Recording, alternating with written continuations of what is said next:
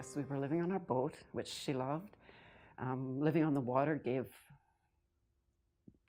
her a great last year. I am so grateful that we had the ability to just spend quality time at the end of his life. We were really prepared, and he was super prepared, which was amazing, right?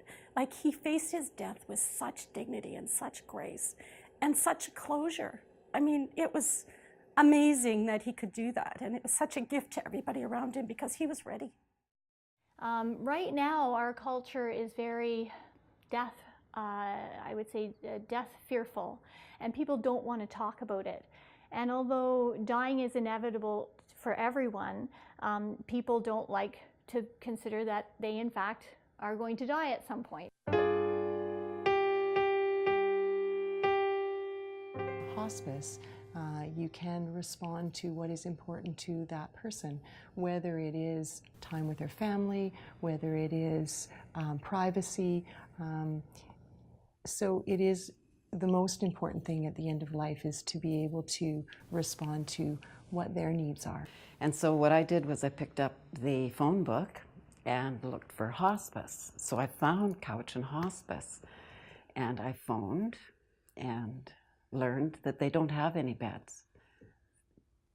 I didn't know that hospice was anything but beds. The hospital is not a very good place for people to die. There's no privacy. Many people feel undignified by dying in the hospital end of life.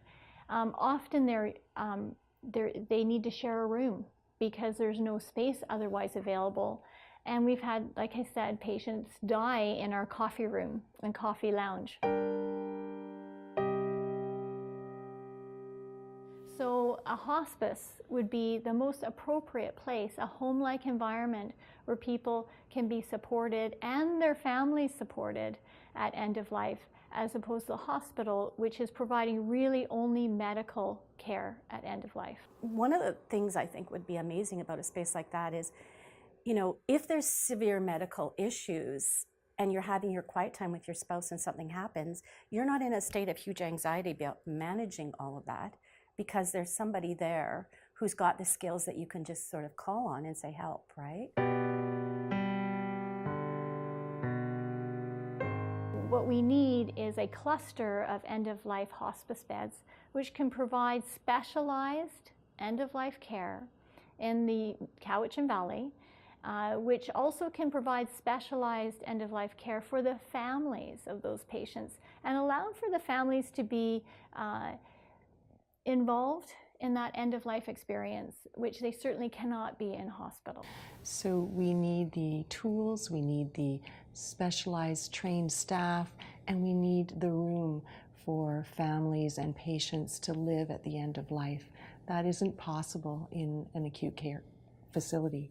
So a place for families to gather, for patients to be treated with specialized care if that's what they need.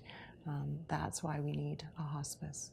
That space has to enable people of all different communities, whether it's a First Nations community or different religious communities. We have to be open to all those people, but be able to support them as well with their own cultural aspects of their end-of-life care. Because at the end of people's lives, they are so real. There is no games, no anything. And I wanted to work with those people, so I came to hospice and volunteered doing therapeutic touch for palliative people.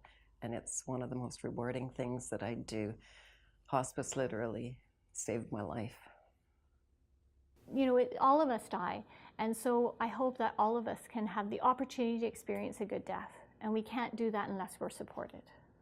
I didn't know anything about this, but it seems to me a bit of a scandal that there's one bed for end of life in the Cowichan Valley. And I mean, I was lucky I was 25 minutes away by car, but if she was in Nanaimo, I mean, people die here.